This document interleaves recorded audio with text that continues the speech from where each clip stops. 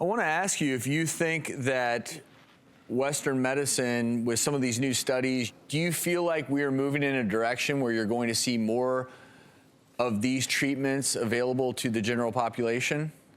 I do. I truly do. I think that there's some groundbreaking research that's becoming more mainstream now, simply because, you know, these medications they were Schedule 1 for a very long time, and actually they still are, so it's hard to do research with them.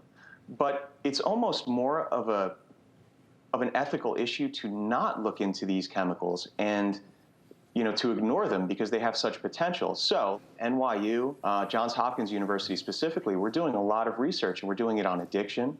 We're doing it on cancer patients.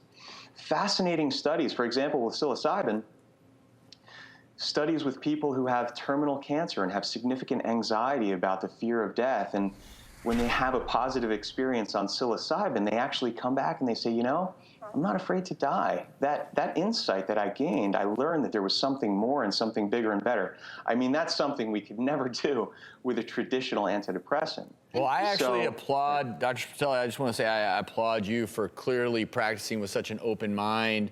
And I think it's an exciting time in this space, and really appreciate you joining us, giving us your insights. 25% of pharmaceutical medications are actually derived from the rainforest.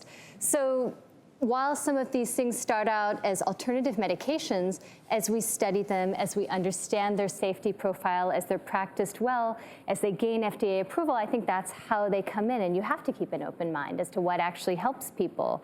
The one word of caution is whenever you're dealing with something like Cambo or any other uncontrolled substances, there are a lot of charlatans out there. There are potential dangers. You know, there's a lot of unknowns, or there are a lot of unknowns. So I would preach caution here, but I actually, I really appreciate the two of you sharing your story with Cambo. I think we're going to be hearing more and more for sure about these types of treatments as time goes on. Super, super interesting.